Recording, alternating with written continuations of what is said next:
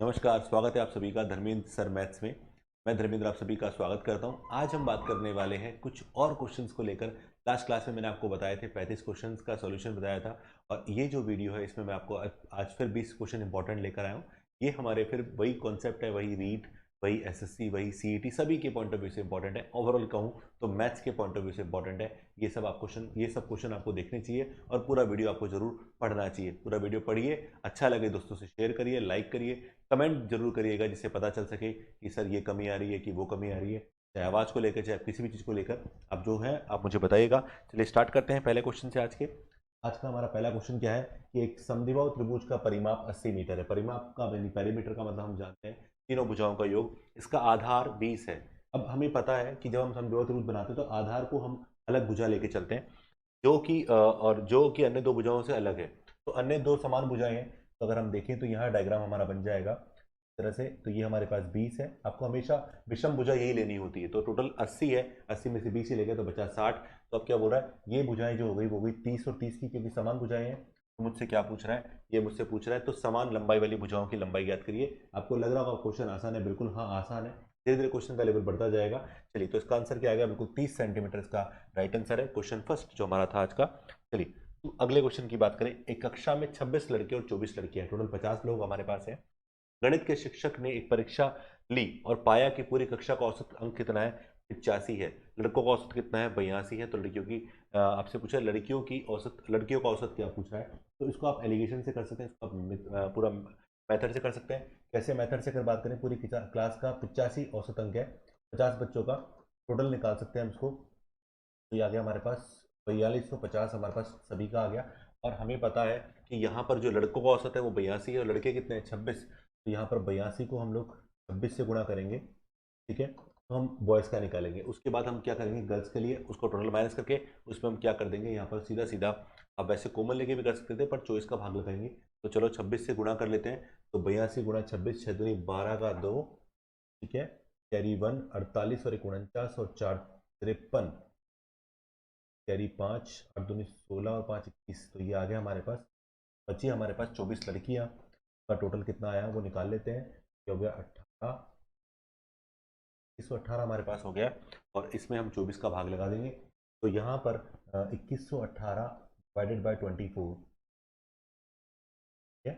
अब ये नंबर हमारा 6 से और बिल्कुल 6 से कटना चाहिए। तो 6 से कट रहा है, वैसे अगर ऊपर देखें नीचे भी देखें, 6 से काटा 4 बार, 6 से काटा 6 तिया 18, ठीक है। 3 बचा, 6 बचे 30 या बटे 4। तो यहाँ पर हम भाग लगा के देख सकते हैं, बिल्कुल। यहाँ पर 4 का भाग लगाया तो 4 अठे 32, 3 बचा, तो हो गया 4 अठे 32, एक बचा तो 0.25, यानी ऑप्शन हमारे पास 88.25, बिल्कुल ऑप्शन सी है। इस तरह से भी आप कर सकते थे और इसके अलावा एलिगेशन लगाकर भी आप इसको कर सकते हैं। एलिगेशन से कैसे, बॉयज़ का कितना है, बॉयज़ का है 82, गर्ल्स का मुझे नहीं पता तो मैंने खाली ब्लैंक छोड़ दिया। ओवरऑल क्लास का 85 है। और यहाँ पर आप देख सकते हैं कि लड़के हैं 26, लड़के 26 है, लड़कियां 24 है। तो इनका रेशो आ गया कितना, 13:12, ठीक है। तो यहाँ पर आप देखिए, इसको माइनस करिए, माइनस करिए तो 3 आएंगे। 3 यहाँ पर 12 के बराबर है। क्या 3 किसके बराबर है बेटा, 3 यहाँ पर 12 के बराबर, 4 गुना चल रहा है एक तरह से। 13 किसके बराबर होगा, तो 13 को 4 गुना, देखिए 4 गुना 13 किसका 4 गुना, तो 13 का आधा कितना होता है, 6.5। और 6.5 का आधा अगर करेंगे तो 3.25 है ना, 3.25 यहाँ निकल के आएगा। तो 3.25। अब ये देखो, ये नंबर जो होगा ना, ये वाला नंबर इस वाले नंबर से बड़ा होगा, तो इससे ज़्यादा होना चाहिए। तो 85 में 3.25 जोड़ोगे तो 88.25। और ये बहुत प्यारा तरीका था। तो पहले मुझे तो बताना था कि आप जो करते हैं आप इस तरीके से करते हैं, और मैंने इसको कितना आसान तरीके से कर दिया। चलिए अगले क्वेश्चन पे बात करते हैं, क्वेश्चन नंबर 3 पे। निम्नलिखित में से कौन सी संख्या 3 से डिवाइड है। तो 3 से डिविजिबल का नियम क्या कहता है, अंकों का योग 3 से डिवाइड होना चाहिए। तो यहाँ पर आप अंकों को जोड़ कर देखिए, और जो नंबर 3 से डिवाइड होगा वही मेरा सोल्यूशन हो जाएगा। तो अंकों का योग, अब सीधे सीधे आप 3 भी काट सकते हैं। सीधे से क्या कर सकते हैं, 3 भी काट के देख सकते हैं कि कौन से नंबर में सारे 3 की फॉर्म में कट गए। 7 और 8 15, तो 3 से कट गया। 3 3 से कट गया। 5 और 1 6, 3 से कट गया, लेकिन 4 नहीं कट रहा, तो ये नंबर 3 से डिवाइड नहीं है। 3 से और काटने की बात करें, 7 और 8 15, बिल्कुल 3 से कट गया, 3 से 3 कट गया। 5 और 2 6, नहीं कटेगा, तो ये भी नहीं जा रहा, ठीक है। 7 और 8 15, ये 3 चला गया। देखो सब में कॉमन है, ठीक है। लास्ट वीडियो में मैंने आपको इस तरह का कुछ कॉन्सेप्ट बताया था, आपको ध्यान रखिए, सब में तीनों ऑप्शन में कॉमन है। अब 9 भी कट जाएगा, 3 भी कट जाएगा, 5 नहीं कटेगा, ये भी हमारे काम का नहीं है। अगला 7 और 8 15, बचा वैसे 6 ये तो 6 का 6 गया, 5 और 1 6, बिल्कुल ठीक है। तो ऑप्शन डी इसका बिल्कुल सही आंसर है दोस्तों। चलिए अगले क्वेश्चन पे बात करें। ये बेसिक बातें जो मैं आपको बता रहा हूँ, ये क्वेश्चन एग्जाम में पूछ लिए जाते हैं कभी कभी। एक दुकानदार निम्नलिखित 4 योजनाओं की पेशकश करता है। 4 तरह की योजनाएं हैं। इस योजना में अधिकतम छूट प्रतिशत है, यानी मैक्सिमम छूट आपसे पूछ रहा है। तो यहाँ पर लिखा हुआ है कि 22 और 25% की 2 क्रमिक छूट आपको दी गई है। तो इसका टोटल अगर हम निकालें, टोटल परसेंटेज कितना था, 22 25 हो गया, 22 और 25 47, माइनस 25 गुना 22 बटा 4 बटा 100, तो ये 4 हो गया। यहाँ पर हो गया 47, तो ये हो गया 47 माइनस 5.5, ये आ गया 41.5 हमारे पास। यानी पहली छूट कितनी है, पहली छूट हमारे पास है 41.5। 3 पर 2, 2 फ्री है, टोटल 5 गई। यहाँ पर 2 पे तो 5 पर गई, यानी 40%, बिल्कुल ये हमारा 40% हो गया। अभी तक अधिकतम ए है। उसके बाद 5 खरीदे 4 मुफ्त पाए, तो 4 बटा 9 गुना 100, ये आएगा 44 से ही 4 बटा 9%। तो अभी तक अधिकतम, अब हमारे पास अधिकतम सी हो गया। 4 खरीदे 3 मुफ्त पाए, तो 3 बटा 7 तो क्योंकि टोटल जितनी जाती है ना वो नीचे रखते हैं हमेशा। तो सातिया ये हो गया 14 सही, 14 थी 42 सही, 6/7 इसका। तो यहाँ पर सबसे ज़्यादा जो मिल रहा है वो मिल रहा है, छूट किस पर मिल रही है, 44 से 4/9, यानी ऑप्शन मतलब सी वाले पे। और सी कहाँ पर है, सी है ऑप्शन ए में। इसको थोड़ा ध्यान रखिएगा, ऑर्डर ऊपर लिखे हुए, ऊपर नीचे लिखे हुए हैं। चलिए अगला देखते हैं हम लोग क्या लिखा हुआ है। पाई बराबर 3.14 लेते हुए 5 सेंटीमीटर त्रिज्या और 24 सेंटीमीटर ऊंचाई वाले बेलन का आयतन ज्ञात कीजिए। बेलन का आयतन क्या होता है बेटा, pi r square h, pi r square h. सीधा सीधा बोला है कि यहाँ पर 3.14 लें, क्योंकि यहाँ पर त्रिज्या जो है 5 की फॉर्म में, और मैंने आपको लास्ट वीडियो में बताया भी था कि कोशिश करिए जहाँ पर 7 का मल्टीपल है वहाँ पाई 22/7 लीजिए। तो ये हो गया 3.14 गुणा पाई का मान अपने पास 5 है, तो 5 का स्क्वायर 25 गुणा 24, ठीक है। 25 गुणा 24 हमारा होता है 600। 3.14 गुणा 600 कर लेंगे, यानी 314 गुणा 6 कर लीजिए, तो 14 84, ये 1884, यानी ऑप्शन बी कैलकुलेटिव है, सोल्यूशन करनी थी हमें। चलिए अगले क्वेश्चन पे बात करते हैं। ये फिर सिंप्लीफिकेशन का क्वेश्चन है, बहुत आसान है वैसे क्वेश्चन ये। फिर इसको खोल सकते हैं। तो अगर इसको आप खोलेंगे तो देखो 2 का 2 लगा रहने दो, 8p प्लस 5 n माइनस 2। अब ब्रैकेट खोलेंगे तो ये n और ये खुलेगा n, तो n कट जाएगा, तो माइनस का p रह जाएगा। है ना आपको क्यों, क्योंकि जब ये ब्रैकेट खुलेगा तो माइनस का n और माइनस का p, तो ये माइनस का p हो गया हमारे पास, ठीक है। माइनस का p प्लस प्लस प्लस भी है,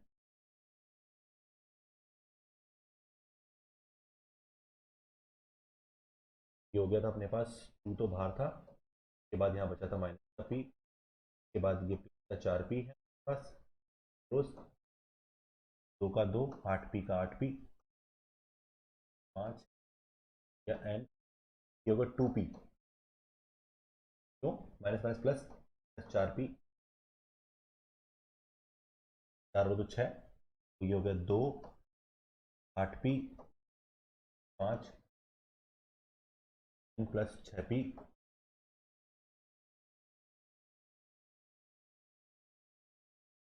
तो वैसे तो नंबर सारे 2 के मल्टीपल पे होना चाहिए, जैसे ये ऑप्शन हमारे काम का नहीं है, पहला हो सकता है, ये हो सकता है, पर ये तो चेक करना पड़ेगा। 8 का 8p, 5n,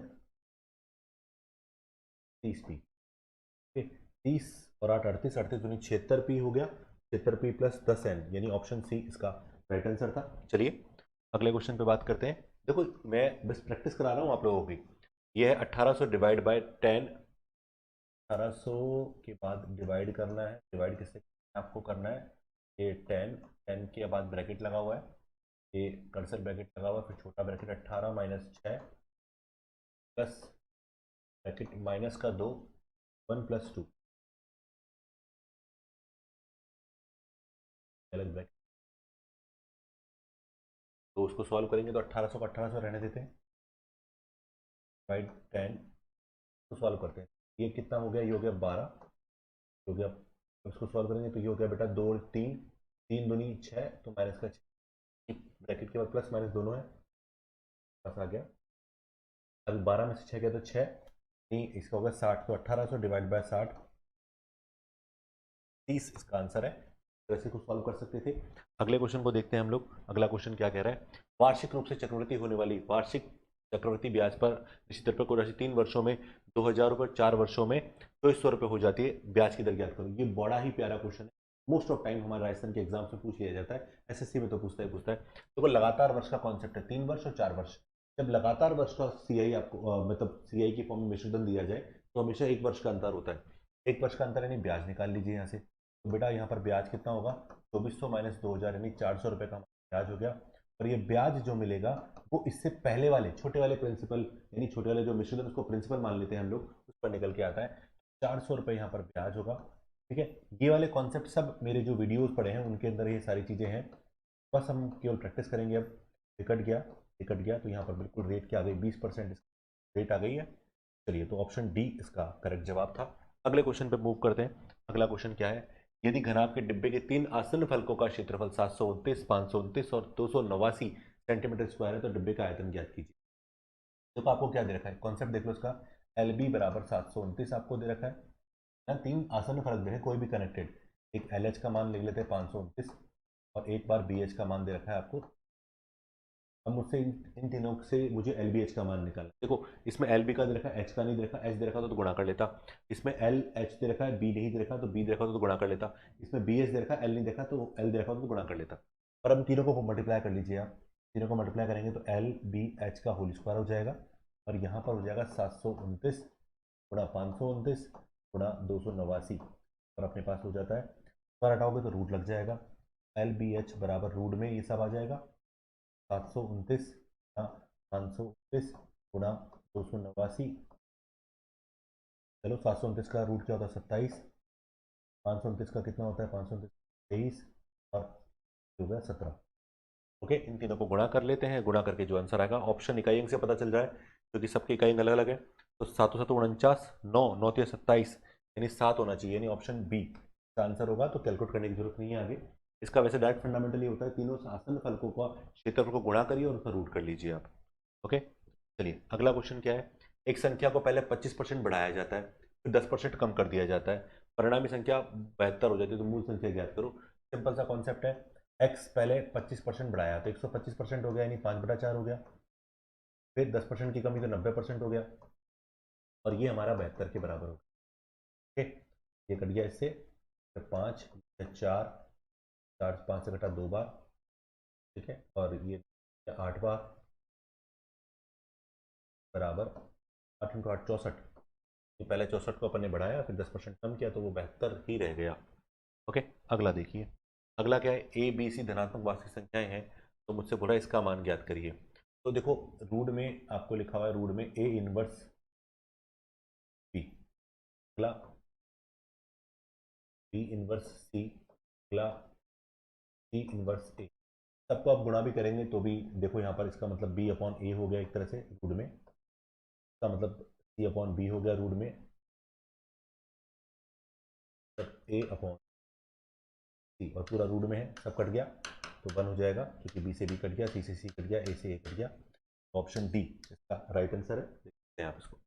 अगले क्वेश्चन पे बात करें, 25 संख्याओं का औसत 18 है, उनमें से पहली 12 संख्याओं का औसत 14 है, अंतिम 12 का औसत 17 है, फिर भी संख्या कहती है। औसत का क्वेश्चन ये काफ़ी बार पूछा जाता है आपसे एग्जाम में। तो 25 का औसत कितना है, 25 का औसत 18 है, 25 में से पहली 12 अंतिम 12 देखे तो 13वीं संख्या निकालनी, तो टोटल 25 में से क्या करो, दोनों 12 12 का योग निकाल के घटा दीजिए इसमें, -12 गुणा 14 -12 गुणा 17।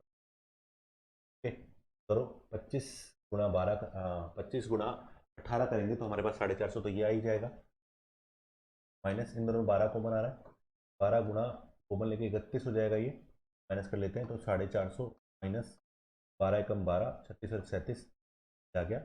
यहाँ पर 78 इसका आंसर होना चाहिए, तो 78 ऑप्शन में है, बिल्कुल डी ऑप्शन का करेक्ट है। अगले क्वेश्चन पे बात करते हैं।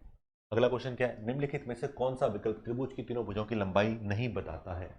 कौन सा ऑप्शन है जो तीनों भुजाओं की लंबाई नहीं बताता। त्रिभुज का नियम क्या कहता है, त्रिभुज का नियम कहता है कि दो भुजाओं का योग तीसरी भुजा से हमेशा अधिक होना चाहिए। ठीक है, तो कोई भी दो भुजा का योग तीसरी भुजा से अधिक नहीं, किस ऑप्शन में नहीं है वो हमें चेक करना है। तो यहाँ पर देखो एक बार ये 18 और 23 मिलाकर जोड़ो 41 होता है, 41 इसके बराबर नहीं हो सकता, यानी इसका मतलब आंसर तो वैसे यही है, त्रिभुज तो ये नहीं बनाएगा। क्योंकि सब में ऐसा हो रहा है, क्योंकि बोला कौन सा है जो त्रिभुज की भुजाओं को दर्शा नहीं रहा, तो ये वाला, क्योंकि इन दो भुजों का योग तीसरे से ज्यादा होना चाहिए, और 18 और 23 जोड़ के 41 आता है, 41 से अधिक नहीं है, ये आंसर ये वाला होगा। अगले क्वेश्चन की बात करें, एक दुकानदार 85 रुपए की एक नोटबुक खरीदता है, इस पर 15% की छूट देकर 20% का लाभ कमाना चाहता है, तो उसने नोटबुक पर कितना अंकित मूल्य किया होगा। 85 में उसने खरीदा, तो क्रय मूल्य 85 है। अब उसने 20% का लाभ कमाया, तो उसमें कितने में बेचा होगा पहले वो देख लेते हैं। 85 गुणा 120 बटा 100, हो गया 6, ये हो गया 17, 87 102, यानी 102 रुपये में बेचना चाहता है। पर 102 जो है वो 85% छूट के बराबर होना चाहिए, क्योंकि 15% छूट दिए ना आपको, तो 85% के मतलब डिस्क सेलिंग प्राइस के बराबर। तो मार्क प्राइस निकाल लीजिए, अंकित मूल्य के हिसाब से 102 कितना है, 85%।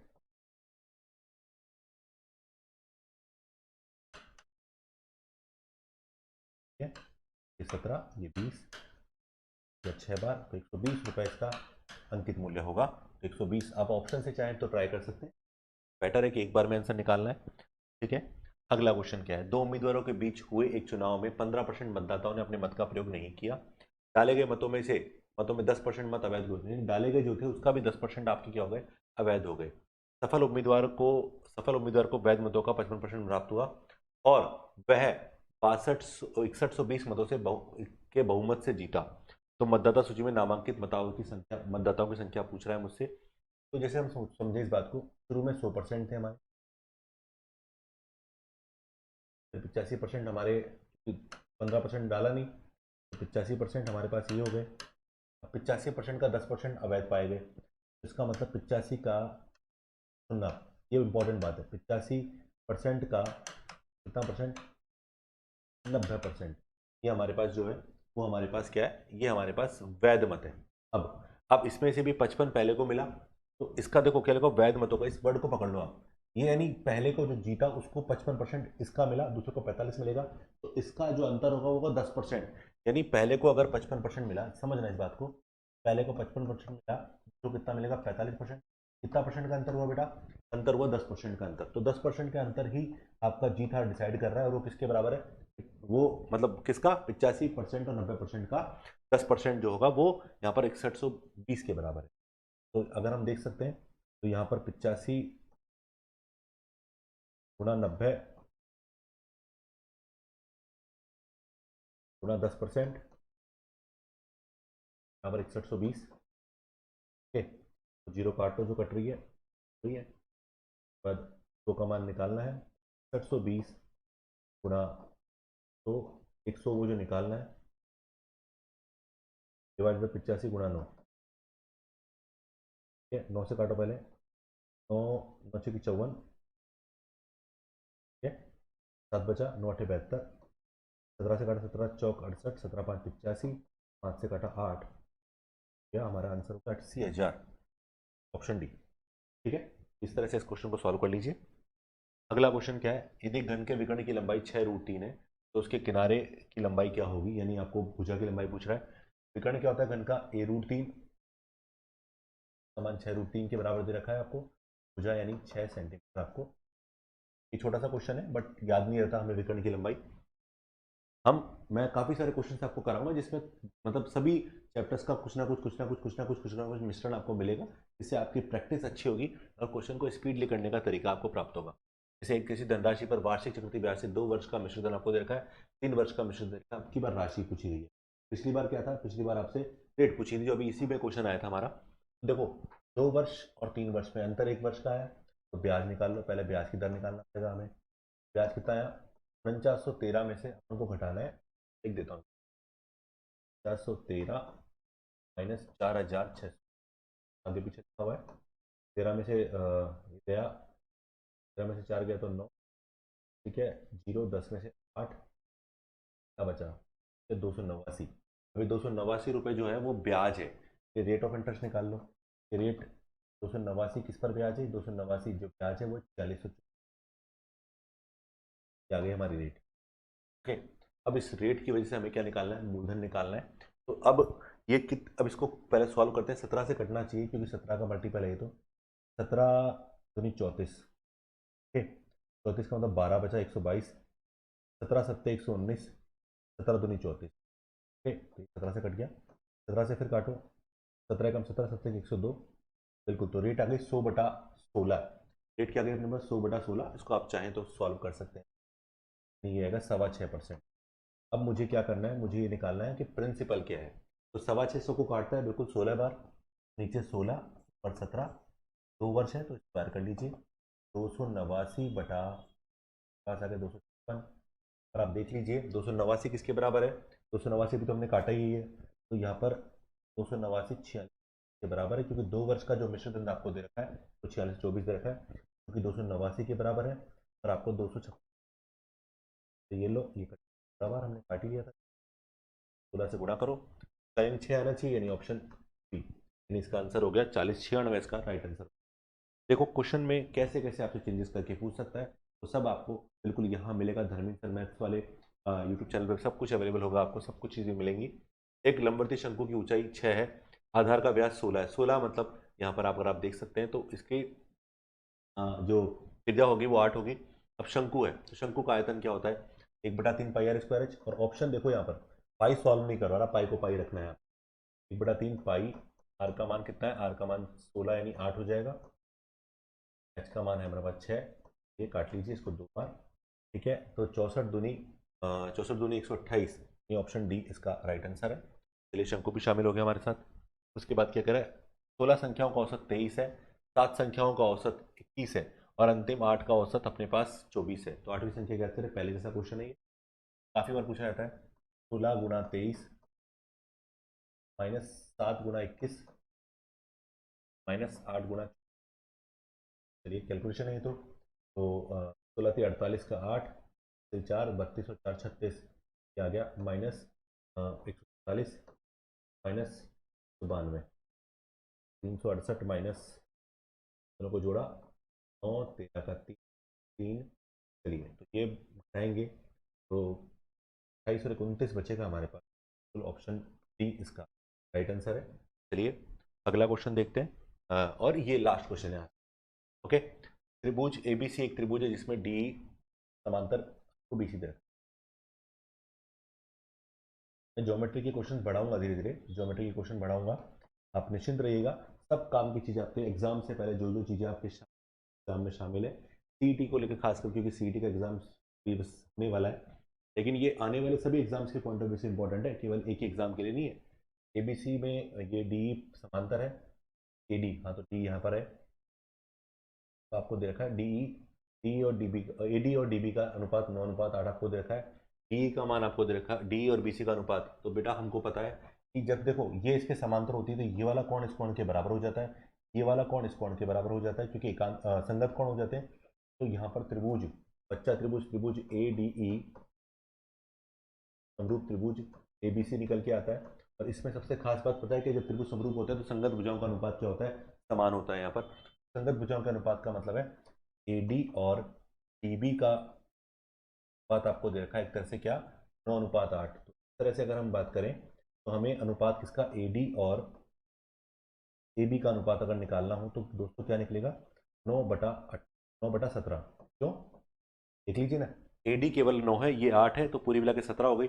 और मुझसे पूछ रहा है बीसी, क्योंकि अब देखो छोटे त्रिभुज की भुजा 9 बड़े त्रिभुज की 17 के अनुपात में है, तो इसका मतलब ये अनुपात किसका होगा, ये अनुपात डी और बीसी का। क्या आंसर आया इसका, इसका आंसर आया 9:17, यानी ऑप्शन ए। मान लीजिए इस क्वेश्चन के अंदर ऑप्शन में 9:8 ही होता तो हम जल्दबाजी में इसको 9:8 भी कर देते, तो कभी कभी ऐसी चीज़ें हमारी गलत हो जाती है। तो मैं आपसे उम्मीद करूंगा कि छोटी छोटी चीज़ें जो मैंने यहाँ पर इसमें आपको बताई है वो आपको ध्यान रहेगी, जिससे आपका क्वेश्चन करना और सरल और आसान हो जाएगा। चलिए, तो इसी उम्मीद के साथ कि आप इस वीडियो को शेयर करेंगे, दोस्तों के साथ पढ़ेंगे अच्छे से, मैं विदा चाहता हूँ आप लोगों से। और आने वाले कुछ वीडियोस में फिर मैं आपके साथ कुछ ना कुछ क्वेश्चन शेयर करूंगा। तब तक के लिए धन्यवाद, थैंक यू सो मच।